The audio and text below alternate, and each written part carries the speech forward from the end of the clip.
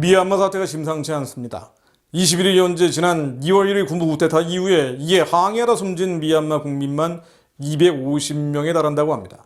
행방불명된 사람까지 감안하면 실제 희생자는 더 많을 것으로 추정된다고 하는군요. 현지 보도에 따르면 미얀마 거리에서는 매일같이 총성이 이어지고 밤에는 기관총을 쏘는 듯한 굉음까지 울려 퍼진다고 합니다. 미얀마 최대 도시 양군에서는 시위대가 하늘로 풍선을 날리며 국제사회의 개입을 촉구하고 있습니다.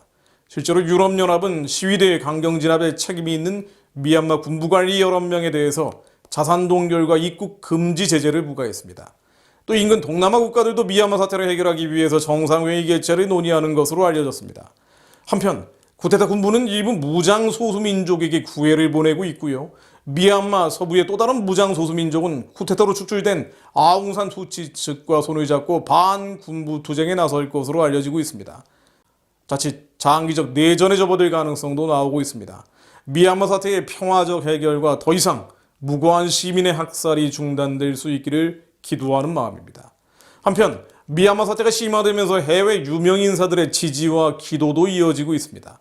말레이시아 화교 출신인 홍콩의 영화배우 양자경 씨는 20일 SNS를 통해서 미얀마 반군부 시위대에 대한 지지를 표명했습니다.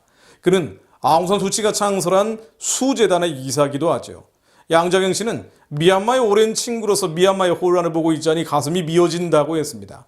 또 상대방의 인권을 존중하는 것이 미얀마가 살아남고 국가로서 성장할 수 있는 유일한 길이라면서 시위대의 상징인 세 손가락 경례를 하고 있는 자신의 모습을 셀카로 올리기도 했습니다.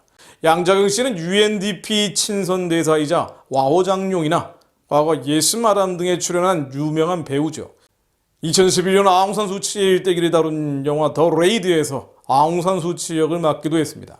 한편 미얀마 사태 관련해서 한국의 이른바 진보 성향 기독교 단체들도 미얀마 민주화를 위한 기독교 행동이라는 단체를 18일 출범시켰습니다. 이들은 성명에서 미얀마 군부는 쿠데타를 즉각 중단하고 민간 정부의 정권을 이양하라면서 미얀마 상황이 안정될 때까지 민주화 평화의 기치를 나누는 전 세계 모든 에큐메니컬 공동체와 함께 끝까지 연대할 것이라고 말했습니다. 현재 미얀마 사태로 살해된 사람의 절반 이상은 25세 이하고 그 중에는 어린 학생과 임산부도 있다고 하죠. 너는 사망으로 끌려가는 자를 건져주며 살육을 당하게 된 자를 구원하지 아니치 말라는 주님 말씀처럼 죽임당하고 살육당하는 가련한 자들을 위해 기도하고 행동하는 것은 그리스도인의 당연한 책무입니다. 인간은 하나님의 형상을 닮아 창조된 존재고 인간의 존엄과 가치가 지켜져야 한다는 개념인 천부인권은 성경의 가장 기본 정신이기도 하죠. 하나님은 카인에게 살인의 죄를 물으셨고 십계명을 통해서 살인하지 말라고 명령하셨습니다. 예수님도 포로된 자에게 자유를, 눈먼 자에게 다시 보게 함을 전파하기 위해 이 땅에 오셨습니다. 그리스도인이라면 미얀마의 가련한 자들을 위해서 기도하고 행동하고 나아가서 그들에게 영원한 생명의 복음이 강력하게 전해질 수 있도록 기도하는 것이 마땅합니다. 다만 미얀마를 위해서 먼저 목소리를 내고 있는 이들에 대해서 한편으로 지지를 표하면서도 다른 한편으로는 여러 생각이 스쳐가는 것이 사실입니다. 가령 배우 양자경 씨는 홍콩에서 주로 활동하며 홍콩인의 사랑을 받아온 배우입니다만 정작 2019년, 2020년 홍콩 민주화 시위 당시에는 어떠한 발언도 한 적이 없죠. 홍콩 민주화 시위 당시 중국 공산당 정권은 말 그대로 혹독한 탄압을 했었습니다. 그 결과 공식적으로 10명이 사망하고 1000여 명이 체포됐었죠. 당국의 언론 통제로 정확한 사망자 통계가 나오지 않고 있습니다만 실제로 목숨을 잃은 사람은 더 많다는 것이 정설입니다. 그럼에도 자신에게 유익이 될 때는 인권에 대해서 입을 열고 그렇지 않을 때는 입을 닫는 모습은 실망스럽습니다. 한국의 이른바 진보 성향 교회 역시 마찬가지입니다. 미얀마의 가련한 이들을 위해 먼저 나서준 것은 귀한 일입니다. 그러나 중국 공산당에 의한 신장 위구르족 인권 유린이나 정작 같은 동족인 북한 주민의 인권에 대해서는 말하지 않습니다. NCCK는 지난해 12월 14일 성명을 통해서 북한의 정보를 전하는 대북전단 살포에 대해서 반평화, 반통일적 행위라고 비난하면서 민주당의 대북전단 금지법 제정을 촉구하기도 했었죠. 북한은 오픈도어 선교회가 매년 발표하는 기독교 박해 순위 월드워치 리스트에서 집계를 시작한 이후 20년째 1위를 고수하고 있습니다. 정치범 수용 소수감자들은 물론 북한 주민 전체를 상대로 미얀마 군부와 비교되지 않을 정도로 폭압, 고문, 살육을 자행해 왔습니다. 6.25 사변 당시 국군 포로를 비롯해서 북한 정권에 납치당한 뒤에 송환되지 못한 한국 억류자들도 500여 명에 달합니다. 또한 중국 내 수십만 명에 이르는 탈북자들 역시 인간으로 대접받지 못하며 살다가 중국 공안에 의해 강제로 북한에 끌려갑니다. 이게 이른바 강제 송환이죠. 물론 미얀마는 북한과 중국 정권의 악행에 대해서 철저하게 침묵하는 한국의 대다수 교회는 하나님 앞에 회개해야 합니다. 그러나 미얀마의 국민들이 소중한 생명인 것처럼 북한과 중국에 죽임당하는 이들 역시 소중한 생명임을 깨달아야 합니다.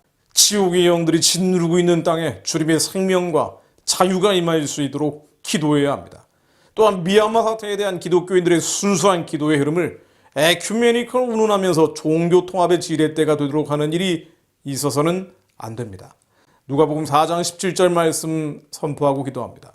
주의 성령이 내게 임하셨으니 이는 가난한 자에게 복음을 전하게 하시려고 내게 기름을 부으시고 나를 보내사 포로된 자에게 자유를, 눈먼 자에게 다시 보게 함을 전파하며 눌린 자를 자유케 하고 주의 은혜의 해를 전파하게 하려 하심이라 하였더라.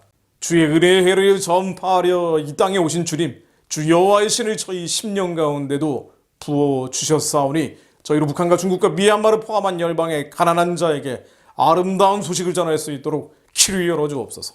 저희로 마음이 상한 자를 고치게 하시고 포로된 자에게 자유를, 갇힌 자에게 노임을 전파하게 하옵소서.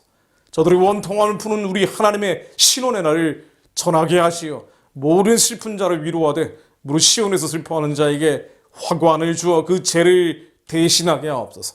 하나님, 시온의 백성들, 이스라엘의 가련한 자들에게 희락의 기름으로 그 슬픔을 대신하게 하시고 찬송의 옷으로 그 근심을 대신하게 하시며 그들로 의의 나무 여호와의 심으신 바 그 영광을 나타낼 자라 일컬음을 얻게 하옵소서.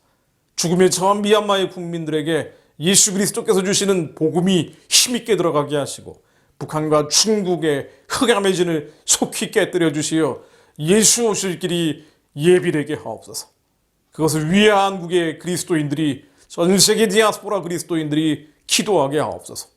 예수 그리스도 이름으로 기도했습니다. 아멘.